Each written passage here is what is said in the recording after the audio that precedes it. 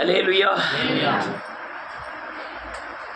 இஸ்லாமியர்கள் தன் மதத்தை பரப்புவதற்காக ஏகப்பட்ட ஜனங்களை கொலை செஞ்சாங்க.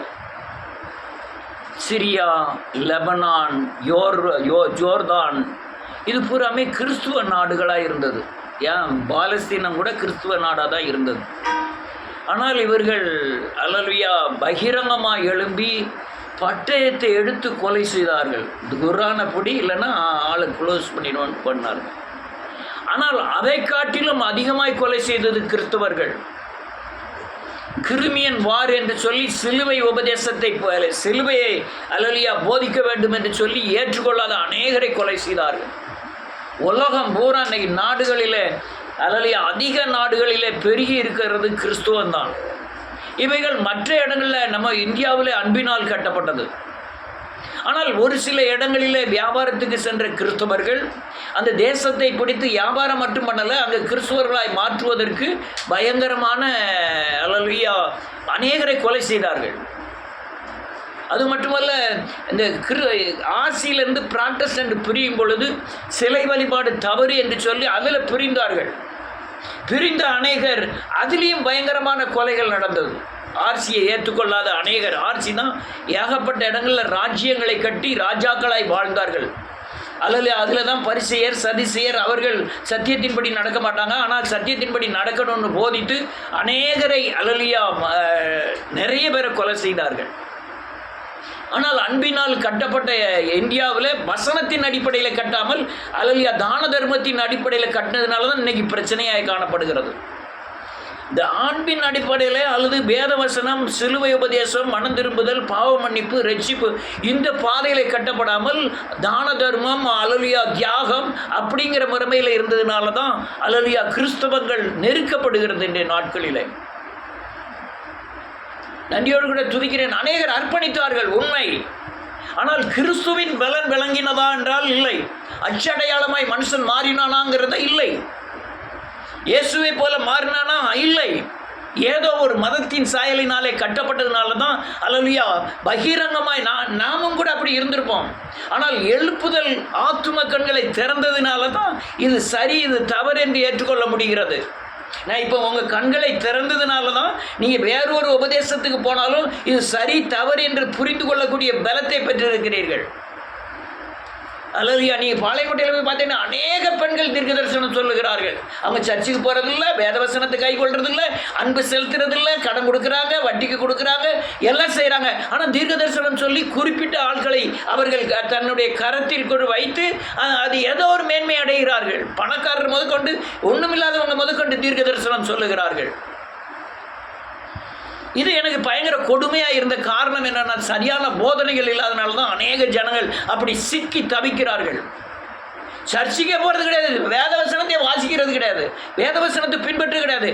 அவங்க கையில் ஒரு 10 பேரோ 15 பேரோ 100 பேரோ அவங்களுக்கு அவங்க அவங்கள் ஏமாற்றுவதின் பலத்தின் அடிப்படையில் தீர்க்கதரிசிகள் என்று சொல்லி அநேகரை வஞ்சிக்கிறார்கள். பாளையங்கோட்டை ஏரியா புலமே அதுதான். ஆனால் ஆத்தும கண்களை நீங்கள் திறக்கப்பட்டபடினால தான், நீங்கள் வேதவசனத்தில் நடக்கிறபடினால தான், நீங்கள் உண்மையாய் தேவனை மகிமைப்படுத்துகிறதுனால தான் உங்கள் கண்கள் திறக்கப்பட்டு இது சரி தவறு என்று புரிந்து கொள்ள முடிகிறது. ஒருவேளை நீங்கள் கண்ணு திறக்கப்படாது இருந்தால் நீங்கள் எங்கேயா போய் சிக்கிடுவீங்க. அது சரின்னு உங்களுக்கு தோணும், இந்த உபதேசம் உங்களுக்கு ஏற்றுக்கொள்ளவே முடியாது. அல்லேலூயா. ஏற்றுக்கொள்ளவே முடியாது. அதனால் நீ இந்த உபதேசத்தின் அடிப்படையில் மனுஷனை சார்ந்தோ அல்லது எண்ணிக்கையை சார்ந்தோ அல்லது உலக மேன்மையை சார்ந்தோ அந்த ஊழியங்கள்லாம் கிடையாது. மனிதனை நம்பக்கூடாதுன்னு தான் போதனையே. அது புருஷனாக இருக்கலாம், மனைவியாக இருக்கலாம். யாரை நம்பலாம் என்றால், யார் கிறிஸ்துவை நம்புகிறார்களோ, யார் கிறிஸ்துவுக்காய் நிற்கிறார்களோ, யார் கிறிஸ்துவின் பலத்தில் நிற்கிறார்களோ, கிறிஸ்துவுக்காய் அர்ப்பணிக்கிறார்களோ அவர்களை நம்பலாமே தவிர மனிதனை நம்பக்கூடாது என்பதுதான் போதனை. அல்லேலூயா. நம்பி ஊழியர்களை நம்பி பெரிய பெரிய தீர்க்கதரிசிகளை நம்பி சீரழிந்து விட்டார்கள் ஜனங்கள். சீரழிந்து கொண்டு இருக்கிறாங்க இன்னைக்கு அநேக ஜனங்கள். கூட்டத்தை பார்த்து, மியூசிக்கை பார்த்து, அல்லேலூயா ஆடை ஆபரணங்களை பார்த்து, பகட்டான வார்த்தைகளை பார்த்து, அல்லேலூயா மக்கள் வஞ்சிக்கப்பட்டு அது சரியான வழிமுறைகள் என்று அல்லேலூயா அநேகர் பின்பற்றுகிறார்கள். அல்லேலூயா கனினாலே அறிவீர்கள் என்று வேதம் சொல்கிறது. அவர்கள் கனி கொடுக்கிறார்களா? அவர் எப்படி அல்லேலூயா தேவனை பின்பற்றுகிறார்கள்? அவருடைய தன்மை என்ன என்பது உணர்வதே இல்லை. தன்னுடைய ஆத்மாவை அவர்களுடைய கரத்தில் அர்ப்பணிக்கிறார்கள். பணத்தை பணம் பண்ணாலும் பரவாயில்லையா, ஆத்மாவை அர்ப்பணிச்சிட்டீங்கன்னா திரும்பி அது நரகத்துக்கு தான் ஆயத்தமாகுமே தவிர பரலோக ராஜ்யத்துக்கு ஆயத்தமாவதில்லை. வேதம் தெளிவாக சொல்லுது, நாசியில் சுவாசம் உள்ள மனுஷனை நம்புவதை பார்க்கிறோம் கர்த்தர் மேல் பட்சமாக இருப்பது நலம். மனுஷனை நம்பி மனுஷனை சார்ந்து மனுஷனுடைய பணத்தை சார்ந்து மனுஷனுடைய மேன்மையை சார்ந்து வாழ ஜனங்கள் கற்றுக்கொண்டார்கள். அல்லேலூயா. எவ்வளோ பெரிய பயங்கரமான துரோகமான காரியங்கள் உலகத்தில் அப்படி செய்கிறாங்க. உலகத்தில் இப்போ நாம் இந்த இடையாளில் கூட பார்க்க கொஞ்சம் பணம் படைத்தவர்களை சார்ந்து அநேகர் சார்ந்து இருக்கிறாருங்க. அவங்க என்ன தப்பு செஞ்சாலும் சரி, என்ன ஏச்சி ஏசினாலும் சரி, என்ன அவங்கள அவமானப்படுத்தினாலும் சரி, சகித்து அவங்கள சார்ந்து வாழ்கிறதை நான் கண்டிருக்கிறேன். இது மனுஷனை சார்ந்து வாழ்வது நரகத்துக்கு கொண்டு போய் சேர்க்கும். நான் என் மனைவியானாலும் சரி, என் பிள்ளையானாலும் சரி, அல்லையா நீங்கள் கணவனாலும் சரி, சத்தியத்தின் அடிப்படையில் நடக்கலன்னா அவங்க ஆலோசனை மாம்சத்துக்குரியதாய் மாறும். நீங்கள் தேவ வார்த்தைக்கு உட்படணும். மனுஷன் கண்ணியை அறிவிப்பான். மனுஷனை நம்புவது உங்களை பாதாளத்துக்கு கொண்டு போய் சேர்க்கும். நீ எந்த மனுஷனை மவனை எடுத்துக்கிடுங்க, தகப்பனை எடுத்துக்கிடுங்க, பிள்ளையை எடுத்துக்கிடுங்க, உங்கள் சொந்த பந்தம் யாருனாலும் எடுத்துக்கிடுங்க, ஆனால் அவர்களுடைய வழிமுறைகள் உங்களை நரகத்துக்கு கொண்டு போய் சேர்க்கும். அல்லேலூயா. அநேகர் சார்ந்து வாழ்கிறதை பார்த்திருக்கிறேன். நன்றியோடு கூட துதிக்கிறேன். நானும் கூட பால் சாலமனை சார்ந்து பல வருடங்கள் வாழ்ந்தேன். ஆனால் நான் தனியாக ஆட்களை உருவாக்கி, தனியாக ஜெபம் பண்ணி, தனியாக வசனத்தை தியானித்து, தனியாக போதித்ததுனால தான் அவர் செய்கிற தவறுக்கு அல்லேலூயா தவறுன்னு செய்த நினைச்ச உடனே அல்லேலூயா விலகக்கூடிய சூழ்நிலைகள் ஏற்பட்டது. ஆனால் இன்னும் எத்தனை பேர் அவங்க சார்ந்து இருக்க காரணம், இவங்க தனியாக தேவனை சேவிக்கவே இல்லை. அநேகர் அவர் தவறு பண்ணுறாங்கன்னு தெரிஞ்சு வரும் அவர் கூட போக காரணம் என்ன? இவங்க தனிப்பட்ட முறையில் வேதவசனத்தை வாசிப்பதும் இல்லை, வேதவசனத்தை நடைமுறைப்படுத்தவும் இல்லை. என்னுடைய கண்கள் திறக்கப்பட காரணம், நான் நடைமுறைப்படுத்தி வசனத்தை பிரசங்கித்தேன். அநேகரை உருவாக்கினேன். அநேகரை தேவனுடைய ராஜ்யத்துக்கு ஆயத்தப்படுத்தினேன். அநேகர் சாப பிடியிலிருந்து விடுதலையானார்கள். அநேகர் சுவாப பிடியிலிருந்து விடுதலையானார்கள். விக்கிரகத்தின் கொடிய பிடிகளிலிருந்து, செய்வனை பிடிகளிலிருந்து விடுதலையானார்கள். அது எனக்கு பலனாய் மாறியது. அது எனக்கு சத்தியத்தின் வழிகளாய் மாறியது. பால் செலவன்ட்டு அதுக்கப்புறம் சிக்கி அல்லையா சின்ன பின்னமானவர்கள் எத்தனையோ பேர். ஏன்னு கேட்டால் அவங்க தனிப்பட்ட முறையில் தேவனை வசனத்தை சேவிக்கவும் இல்லை, வசனத்தை பின்பற்றுகிறதும் இல்லை. நீங்களும் அப்படித்தான். நீங்கள் என்னையும் சார்ந்து கொள்ளணுங்கிற அவசியம் இல்லை. வேதம் சொல்லுகிறது உங்களை போதிக்கிறவர்களை பார்த்து நடங்கன்னு வேதம் சொல்லுது. ஆனால் அதில் நலமானவற்றை நீங்கள் எடுத்துக்கொள்ளணும்னு வேதம் சொல்லுகிறது. நான் கிறிஸ்துவை பின்பற்றுகிறது போல என்னை பின்பற்றுங்கள் என்று பவுல் சொன்னான். அநேக காரியங்களில் எனக்கு தவறு அப்படின்னு தெரிஞ்ச காரியங்களை மறுநிமிஷம் சரி பண்ணதுக்கு நான் ஆயத்தமாக இருப்பேன். நான் யாருக்கும் இடரெல்லாம் இருக்கக்கூடாது என்பதற்காக சத்தியத்தின் பாதையில் கரெக்டாக நடக்கணும்னு நினைப்பேன். அல்லேலூயா. அநேகர் மனுஷரை சார்ந்து, பணத்தை சார்ந்து, உலகத்தை சார்ந்து, சுயபுத்தியை சார்ந்து, அல்லேலூயா தன்னுடைய பலத்தை சார்ந்து வாழ நினைக்கிறார்கள். வசனம், வார்த்தை, வார்த்தை, வார்த்தை, வார்த்தை, தேவ வார்த்தை, வார்த்தைகளை சார்ந்து நீங்கள் வாழ்வீர்களானா அதுதான் பலன், அதுதான் ஞானம், அதுதான் உங்களுக்கு வழி, அதுதான் உங்களுக்கு பாதுகாப்பு. தேவ வார்த்தை தான் உங்களுக்கு பாதுகாப்பு.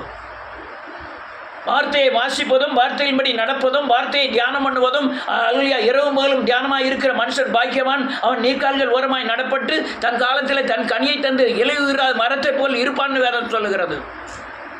மனுஷன் நம்ம அல்லேலூயா நாம் அநேக கோணங்களிலே தாக்கப்படுவோம். வாசிக்கலாம்.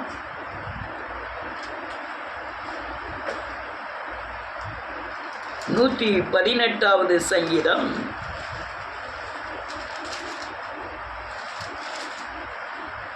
6வது வசனம். பயப்படேன், என்ன செய்வான்? பட்சத்தில் இருக்கிறார். ஆமீன், ஆமீன். இருப்பது நலம், பார்க்கிறோம் நலம். இன்னும் வாசிக்கலாம், இப்ப வேண்டாம். வேதம் தெளிவாய் சொல்லுது, கர்த்தர் என் பட்சத்தில் இருக்கிறார். அல்லேலூயா. நான் பயப்படேன், மனுஷன் எனக்கு என்ன செய்வான்? எனக்கு அனுகூலம் பண்ணுகிறவர் நடுவில் கர்த்தர் என் பட்சத்தில் இருக்கிறார். என் சத்துருக்களின் சரி கட்டுதலை காண்பேன். மனுஷனை நம்புவதை பார்க்கிலும் கர்த்தர் பேரில் பற்றுதலாய் இருப்பதை நலம். பிரபுக்களை நம்புவதை பார்க்கிலும் கர்த்தர் பேரில் பற்றுதலாய் இருப்பதை நலம்.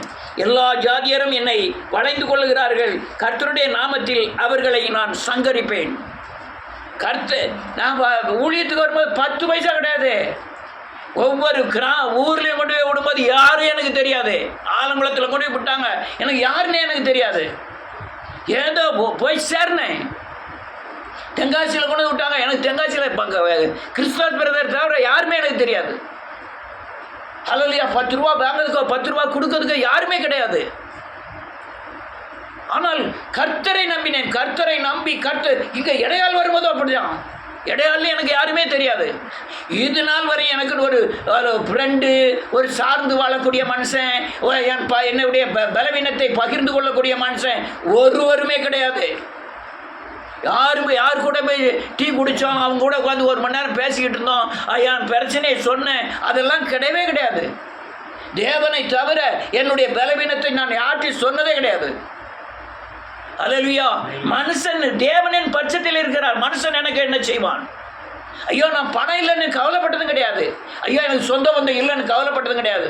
இருக்கிற எத்தனையோ சொந்த பந்தங்கள், அவருடைய சொந்த பந்தங்கள் இருக்காங்க. என்னுடைய பிரச்சனை நேரத்தில் நான் பட்டினியாக இருக்கும்போது 10 ரூபா வச்சுக்கிட்டு நீ சாப்பிடுன்னு சொன்னது ஒரு ஆள் கூட கிடையாது. நான் 100 ரூபா வச்சுக்கிடுங்க, வச்சு சாப்பிடுங்கன்னு சொன்னது ஒரு ஆள் கிடையாது. நாங்கள் பட்டினியாக கிடக்கணும்னு எனக்கு எல்லாருக்குமே நல்லா தெரியும்.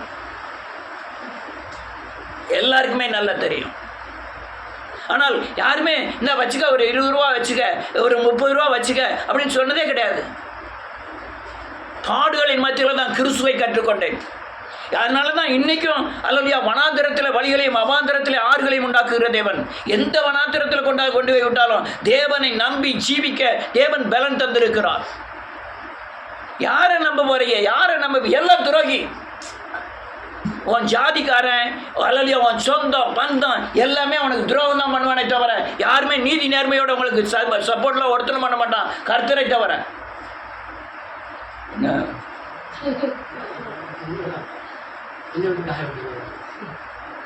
யாருமே பண்ண மாட்டான், யாருமே பண்ண மாட்டான். உங்கள்கிட்ட இருந்து என்னத்தை பிடிக்கிட்டு ஓடலாம் தான் பார்ப்பேன் என்னை தவிர. ஆனால் பேச்செல்லாம் தேனாய் பேசுவாங்க. மாப்பிள்ளை என்ன மாப்பிள்ளை, வா மாப்பிள்ளை, போ மாப்பிள்ளைம்பாங்க. கடைசியில் 10,000 ரூபாய் பிடிக்கிட்டு விட்டுருவாங்க. நம்மளும் போனா போட்டும்.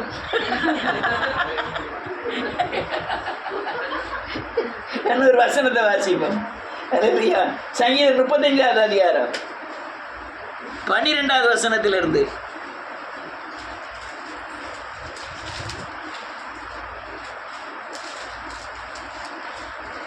செய்த நன்மைக்கு பதிலாக தீமை செய்கிறார்கள். என் ஆத்துமா திக்கற்று போக பார்க்கிறார்கள். என்ன, நீங்க நன்மை செஞ்சா உங்களுக்கு தீமை தான் வரும். அன்னைக்கு நன்மை செய்தான்னு உங்களுக்கு நன்மை எல்லாம் செய்ய மாட்டாங்க. அப்படி செஞ்சா நடிப்பின் அடிப்படையில் உங்களுக்கு செய்வார்கள். நன்மைக்கு தீமை செய்வார்கள். நீ ஒரு ஏழைக்கு செஞ்சனா கர்த்தர் அதை பதில் செய்வார்னு வேதம் சொல்லுது. ஏழைக்கு இறங்குறவன் கர்த்தருக்கு கடன் கொடுக்கிறான். ஒரு இல்லாதவனுக்கு, ஒரு பிச்சைக்காரனுக்கு, இந்த பூமியில் சாப்பாடு இல்லாதவனுக்கு நீங்கள் கொடுத்தீங்கன்னா கர்த்தர் இன்னொரு வழிகளில் தருவார். நான் சில வீடுகளில் போய் ஜெபம் பண்ணிட்டு ஜெப கூட்டம்லாம் நடத்திட்டு காணிக்கே தர மாட்டாங்க. நான் கவலைப்பட போகிறதில்ல, எனக்கு வேற எங்கேயாவது இருந்து காணிக்க வந்துடும், 100 இடத்துலேருந்து வந்துடும். அல்லேலூயா. வேதம் தெளிவாக சொல்லுது. அடுத்த என்ன சொல்லுது? 13வது வசனம். ஆமென். உடுப்பா இருந்தது, உபத்திரப்படுத்தினேன்.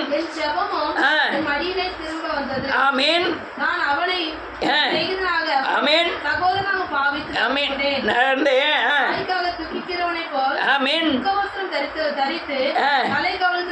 என்ன எழுதியிருக்கு பாருங்கய்யா.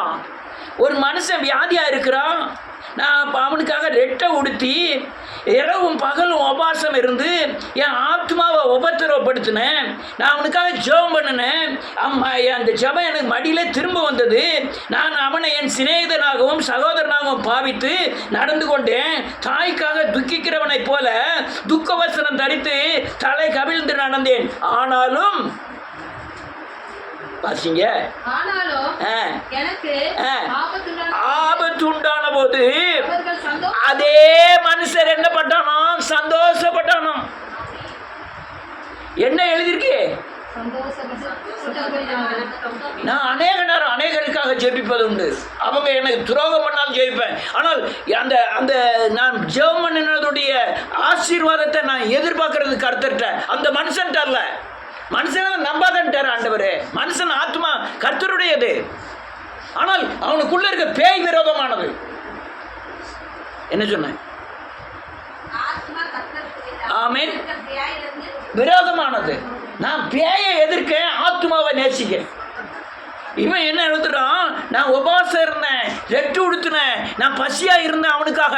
ஆனா அவன் எனக்கு பிரச்சனை வரும்போது சந்தோஷப்படுவான். என்ன எழுதியிருக்கு? அடுத்தால என்ன எழுதியிருக்கு? நீசரும் நான் அறியாதவர்களும் எனக்கு விரோதமாய் கூட்டம் கூடி ஓயாமல் என்னை நிந்திக்கிறார்கள். கூட்டம் கூடி என்னை நிந்திக்கிறார்கள். எவ்வளவு ஊழியம் பார்த்தாலும் சரி, அந்த ஆத்மாட்டிலிருந்து வர்ற தாக்குதல் பயங்கரமா இருக்கும். இருந்தாலும் எல்லாத்தையும் முகத்தை தொடச்சிக்கிட்டு நான் தேவனுக்காய் நிற்கிறேங்கிற ஒரே எண்ணத்தில், தேவனுடைய ஆத்மா இவனுக்காகவும் தேவன் சிலுவையில் அறையப்பட்டிருக்கிறார், இவனுக்காய் தேவன் மரித்து இருக்கிறார், அந்த ஒரே எண்ணம் தான் தவிர அவன் துரோகத்தை என்றது கிடையாது. உண்மையை சொல்ல தேவ சமூகத்தில் இருந்து சொல்றேன். எத்தனையோ பேர் அல்லேலூயா நான் ஊழியர் செய்த பிறகு எனக்கு விரோதமாகவே எழுப்பியிருக்காங்க. எவ்வளவோ எனக்கு தாக்குதல் பண்ணியிருக்காங்க. ஆனாலும் ஆத்மா தேவனுடையது. அவங்க செஞ்சுட்டு போறாங்க. அதுக்குரிய பலனை கர்த்தர் எனக்கு தருவார். அது அப்படின்னு நினைச்சுட்டு தான் போயிருக்கேன். எத்தனையோ பேர்கிட்ட, இங்க மட்டும் இல்ல, தென்காசி, ஆலங்குளம், எத்தனையோ இடங்கள்ல ஊழியங்களை நடத்தினேன். எத்தனை இடத்துல ஆராதனை நடத்தினேன் தெரியுமா? வீக்கபுரத்தில் ஆராதனை நடத்தினேன். அல்லேலூயா சேர்மாதவியில் ஆராதனை நடத்தினேன். அடுத்தல ஆலங்குளத்தில் ஆராதனை நடத்தினேன். கிடாரக்குளத்தில் ஆராதனை நடத்தினேன். மாராந்தையில் ஆராதனை நடத்தினேன். ஹவுசிங் போர்டில் நம்ம ஆராதனை நடத்தினேன். அல்லேலூயா இடைக்காலில் ஆராதனை நடத்தி இப்போ இங்கே இருந்து உட்காந்துக்கிட்டு இருக்கு. ஒரு இடம் ரெண்டு இடம் இல்லை, ஏகப்பட்ட இடங்கள்ல. ஆனால் மனுஷனை சார்ந்து, மனுஷனை நிலைநிறுத்த, மனுஷனுக்கோடு அல்லேலூயா மனுஷ கிரியைகளை நானும் செய்து அப்படி நான் பண்ணதே கிடையாது. அநேக அல்லேலூயா தேவ ஊழியர்கள் செய்த ஊழியங்களை நான் செய்ய விரும்பினதில்லை. பணத்துக்காகவோ அல்லது தான தர்மங்களினாலவோ அல்லது மனுஷனை மயக்கியோ மக்களை நிலைநிறுத்தணும்னு நான் நினைக்கவே இல்லை. ஆனால் அவர்கள் பாவத்தில் இருந்தும் சாபத்தில் இருந்தும் அவருக்கு பின்னால் இருக்கிற விக்கிரகங்களை ஜெயிப்பதற்காக அவருக்கு பின்னாலே போய் அவங்க படுகிற அடியில பாதி அடியை நானும் பட்டு அவர்களுக்காக நின்று பிரயாசப்பட்டேன். ஆனால் யாருக்காகனா தேவன் அந்த ஆத்துமாக்காக சிலுவையில மரித்து இருக்கிறார். எனக்கு இங்க உள்ள பலன் பரத்திலிருந்து எனக்கு கிடைக்கும் என்ற ஒரே நம்பிக்கையில தான் இந்த ஊழியங்களே செய்யப்படுகிறது. அதனாலதான் காணிக்கையை மையமாய் வைத்ததில்லை, மனுஷனை மேன்மையாய் வைத்ததில்லை, எந்த மனுஷனை மேன்மையாய் வைத்ததில்லை, எந்த மனுஷனை சார்ந்து வாழ்ந்ததில்லை, எந்த மனுஷனையும் சார்ந்து வாழ்ந்ததில்லை. நீங்க 10,000 ரூபாய் கொடுத்தாலும் சரி உங்களை சார்ந்து வாழ போறதில்லை.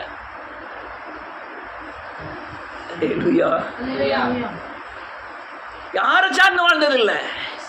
யாரும் ஒரு மனுஷன் அல்லது காணிக்கையில வஞ்சித்தாலும் சரி இவன் காணிக்கையில வஞ்சிக்கிறான்ங்கிற எண்ணமே எனக்கு இருந்ததில்லை. யான்னு கேட்டா எல்லா பலனும் கர்த்தரிடத்திலிருந்து வர வேண்டியதா இருக்கிறது. எனக்கு எண்ணிக்கை முக்கியம் அல்ல. அல்லேலூயா தேவன் தருகிற 10 ரூபாய் என்னை ஆசீர்வதிப்பார் எனக்கு நல்லா தெரியும். 2 மீன் 5 அப்பம் அதை கொண்டு போய் 5000 பேருக்கு போஷித்தவர். இது நாள் வரையும் அல்லேலூயா பயங்கர கஷ்டங்களை பட்டேன். இப்ப எந்த கஷ்டம் படுறதில்லை, பணத்துக்காக எந்த கஷ்டம் படுறதில்லை. என்னை தேவன் ஆசீர்வதிக்கிறார். அல்லேலூயா. இன்னொரு வசனத்தை வாசிப்போம். 38வது அதிகாரம் 4வது வசனத்திலிருந்து வாசிப்போம். அக்கிரமங்கள் வேற யாராவது வாசிங்களா? மாற்றி மாற்றி வாசிச்சா நல்லா இருக்கும்.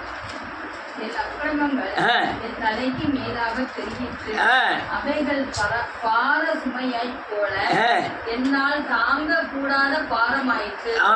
என் மதிகேட்டின் மிச்சம் என் புண்கள் அழுகி நாட்டம் எடுத்தது.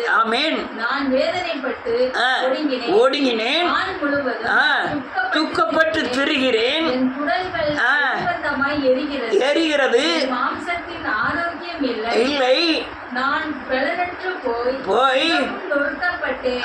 என் இருதயத்தின் கொந்தளிப்பினால் கதறுகிறேன். ஆண்டவரே, என் ஏக்கங்கள் எல்லாம் உமக்கு முன்பாக இருக்கிறது. சமீபு உமக்கு மறைவாய் இருக்கவில்லை. என் உள்ளம் குழம்பி அலைகிறது. என் பலன் என்னை விட்டு விலகி என் கண்களின் ஒளி முதலா இல்லாமல் போயிற்று.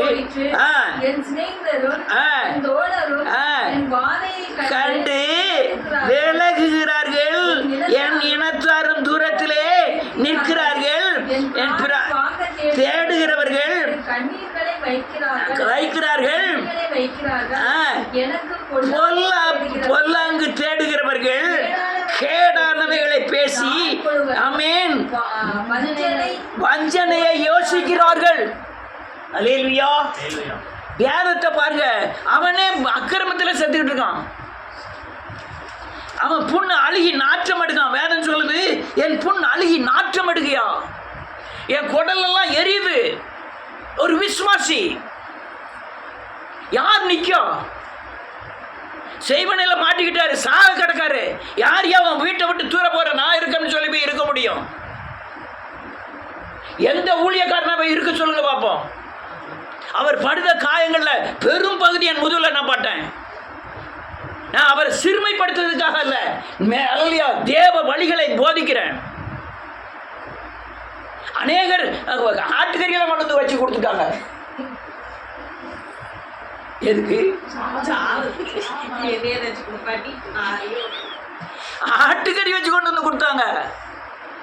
அந்த ஆத்மாக்காக நிக்கிறவன் யாரு?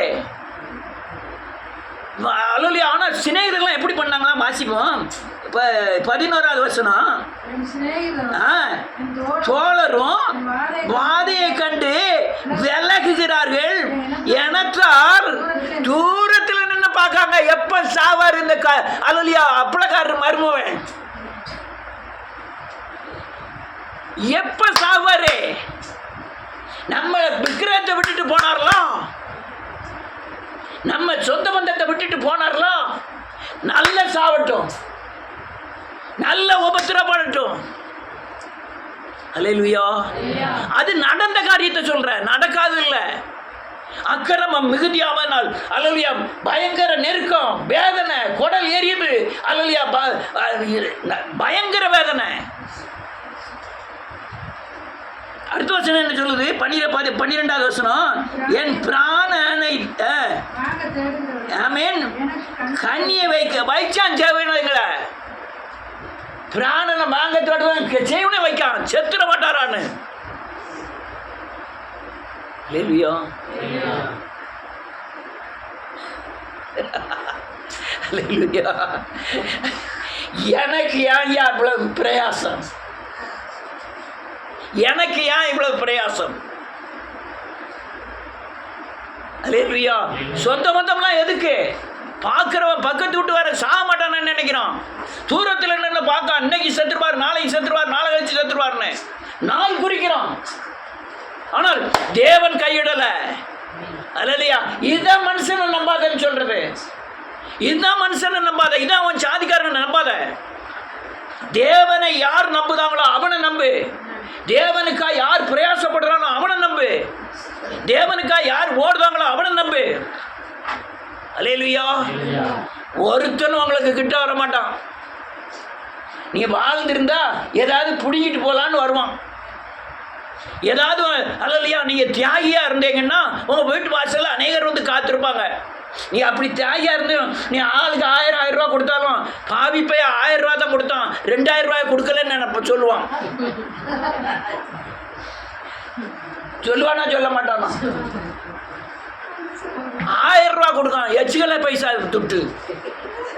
கொடுக்கவே கொடுக்க ஒரு 2000 ரூபா கொடுக்கப்படாது. சரி 2000 ரூபா கொடுத்தா என்ன சொல்லுவான்? இதுதான் நிலைமை. ஒரு வசனத்தை வாசிப்போம். 41வது அதிகாரம்.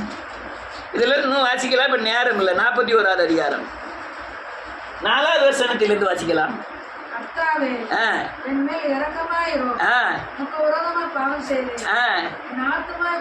குணமாக்கும் என்று நான் சொன்னேன்.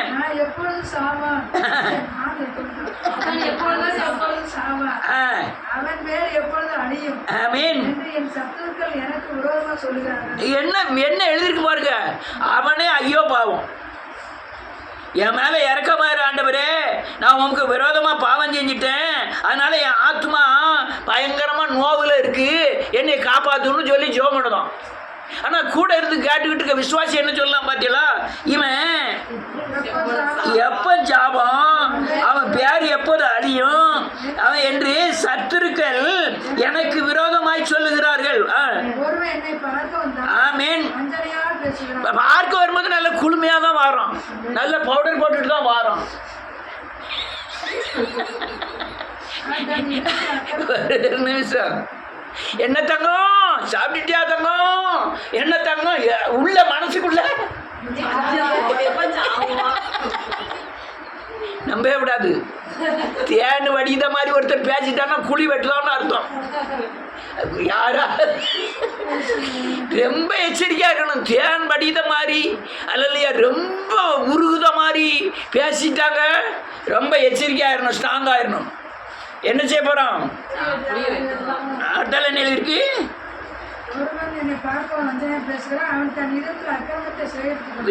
சேகரித்து கொண்டு தெருவுல போய் இவன் ஜாப போறான். ஒரு வீட்டில் ஒரு எருமை மாடு இருந்துதான். கதையை கேட்கணும், கதை நீ தான் திருப்பி சொல்லணும். அந்த எருமை மாடு நேதம் உழுதுட்டு வருது. அது வீட்டில் இருக்க நாய்கிட்ட சொல்லுது, ஐயா நான் வயசாயிட்டு, அதனால் எனக்கு கொஞ்சம் சோர்வாக இருக்குது அப்படின்னு சொல்லியிருக்கு. நாய் போய் ஆட்டுக்குட்டிட்டு போய் சொன்னதான். இந்த எருமை மாடு சொல்லுது, இந்த வேலை பார்க்கவே எனக்கு பிடிக்கல, கடுமையாக வேலை வாங்குதாருன்னு போய் சொல்லுது. அந்த ஆட்டுக்குட்டி போய் பண்ணிட்டு சொல்லுதான், இந்த முதலாளி ரொம்ப மோசம், இறையே கொடுக்காம என்னை வேலை கடுமையாக வாங்குதாரு, இந்த முதலாளி சீக்கிரமாக நாசமாக போயிடுவார் அப்படின்னு சொல்லுதான். பண்ணி போய் ஆட்ட முதலாளிகிட்ட.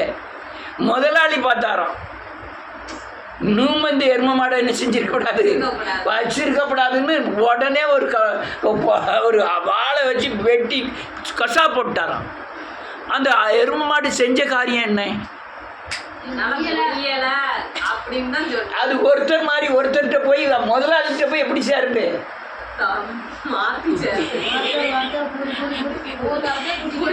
போய் அது முதலாளியே போன் வந்து வெட்டக்கூடிய அளவில் ஆயிட்டு. மாடு ஒத்தையில் நல்ல வேலை செய்கிற மாடு, அது சோர்வாக இருக்குன்னு தான் சொல்லியிருக்கு. அதுக்கு விரோதமான காரியத்தை பண்ணி போய் சொல்லக்கூடிய அளவில் ஆள் மாறி மாறி சொல்லும்போது இப்படி ஆயிடுது. அவனை போய் பார்க்கும்போது அவன் எப்படி இருக்கான்? அவன் ஒருவன் என்னை பார்க்க வந்து அஞ்சனையாக பார்க்கிறான். அவன் இருதயத்தில் அக்கிரமத்தை சேகரித்து கொண்டு தெருவில் போய் தூட்டிட்டு இருக்கிறான். என் பகைஞர் எல்லோரும் ஏகமாய் முணுமுணுத்து எனக்கு விரோதமாய் இருந்து எனக்கு பொல்லாம்பு நினைக்கக்கூடிய அளவில் பேச ஆரம்பிச்சிருந்தோம். அல்லேலூயா. ஒருத்தனையும் நடையேற்றப்படாது. அநேக நல்லா நினச்சிக்கிடுங்க. தெருவில் நின்று பேசி போக சொல்லக்கூடிய ஆளை அங்கே தெருவில் நின்று பேசி போக சொல்லிடணும். வீடு முத்தத்தில் வந்து நடையில் வந்து பேசக்கூடிய ஆளை நடையில் வந்து ஏற்றணும். அதுக்குள்ளே என்ன செய்யப்படாது, ஏற்றிடப்படாது.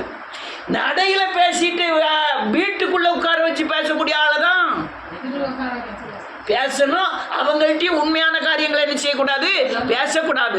யார் இயேசுநாதருக்கு பயந்து இயேசுவின் வசனங்களில் நடக்காங்களோ அவங்கள்ட்ட மட்டும்தான் உண்மையான காரியங்களை என்ன செய்யணும், பேசணும். இல்லைன்னா ரோட்டில் போய் நிற்கிறவனை முத்துராமலிங்கம் சொன்னது தானே, இந்த குரத்தை இந்த தட்டு விற்க இந்த குட்டியப்போ அங்கே சேர்மாதவியில் அங்கே ஜாதி ரொம்ப பார்ப்பாங்க. அந்த குரத்தையை வீட்டுக்குள்ளே கூப்பிட்டு வந்து நம்ம தட்டில் சோறு வச்சு கொடுக்காத குட்டியப்பா அப்படின்னா நம்ம வீட்டுக்கு வந்த விருந்தால முத்தத்தில் வச்சே போய் சொல்லியிருந்தா என் வீட்டுக்காரி குரத்தி தட்டு வாங்குவது தட்டுன்னு குரத்தி தட்டு தெரியுங்களா, அதை விற்க வந்தவளை வீட்டுக்குள்ளே கூப்பிட்டு வந்து சோபாவில் உட்கார வச்சு அவளுக்கு சோறு வச்சு கொடுக்கா என் வீட்டுக்காரி. இன்னைக்கு சொன்ன மாதிரி 2 பேரும் எடுத்து போயிட்டாங்க. அவன் இருக்கலாம் ரொம்ப தெரியல, அவன் செத்து போயிட்டான். அவன் சொன்னது இல்லையா. அப்போ யாரை எங்கே வைக்கணும்னு நினைச்சினா, யார்கிட்ட என்ன பேசணும்னு தெரியணும். உங்கள் வீட்டு கதைகளை பூரா எல்லாருட்டையுமே என்ன செய்யக்கூடாது, கொட்டக்கூடாது. அவங்க தூற்றி திரிவார்கள். யார்கிட்ட என்ன பேசணும், எதை பேசக்கூடாதுன்னு தெரியணும். ஏன்டா அநேக காரியங்கள் கணவன் மனைவி அல்லையா குடும்பத்து காரியங்கள் ரொம்ப பேர் எத்தனையோ காரியங்களை சொல்லியிருக்காங்க. எதையுமே நான் வெளியே சொன்னதே கிடையாது. ஆனால் சில காரியங்கள் அல்லையா அவங்க குத்தும்படியாய் அவங்க திருந்தும்படியாய் சில காரியங்களை சொல்லியிருப்பேன். அவ்வளோதான். அல்லேலூயா. இன்னொரு வசனத்தை சொல்லி முடிப்போம். அடுத்தால என்ன இருக்கு? 8 என்ன எழுத அவன் சொல்லலாம் பாரு. அங்கே எவ்வளவு வியாதியா இருக்கு, அவ்வளவு வியாதி இல்லை, தீராத வியாதி அவனை பிடித்து கொண்டது. அவன் இனி எழுந்திருப்பதே இல்லை. என் பிராண சிநேகிதனும் நான் நம்பினவனும் என்னோட அப்பம் புசித்தவனும் மனுஷனும்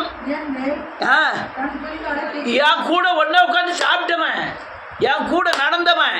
ஆனா எனக்கு விரோதமா என் குதிகால நினைச்சினானா தூக்குதான். எப்போ சாவான்னு நினைக்கிறோம். அப்போ யாரையா நம்ப, யாரை நம்ப? ரொம்ப சொல்லலாம், இப்போ வழி இல்லை. ஒரே ஒரு ஆளை நம்பலாம், தேவனை மட்டும் நம்பலாம். உங்கள் காரியங்களை பூரா சொல்லதுக்கு ஒரே ஒரு ஆள் தேவன். நீங்கள் அதற்கிட்டேருந்து பதில் பெற்றுக்கொள்ள மட்டும் தெரிஞ்சுக்கிட்டீங்கன்னா உங்களை மாதிரி சமாதானமாக வாழக்கூடிய ஆள் உலகத்தில் ஒருத்தருமே இருக்க மாட்டாங்க. என்னுடைய பாரங்களை நான் யார்ட்டையுமே பகிர்ந்து கொண்டது கிடையாது. ஆனால் பகிர்ந்து கொண்டால் அதற்கேற்ற சத்தியத்தை கொடுத்து என்னை விடுதலை ஆக்குறதுக்கு யாரும் காணலை. அதனால் என்னுடைய காரியங்களை நான் சத்தியத்தில் தேடுவேன். என்னுடைய பிரச்சனையை வேதவசனத்தில் தேடுவேன். எங்கே எனக்கு வேதவசனத்தின் மூலமாய் விடுதலை கிடைக்குங்கிறத தேடி கண்டுபிடிப்பேன். பைபிளை எடுப்பேன். பைபிளில் என் பிரச்சனைக்கு ஏற்ற அல்லையா காரியங்களை தேர்ந்தெடுத்து அதற்காய் அல்லையா அதை தான் நான் பதிலை பெற்றுக்கொள்ள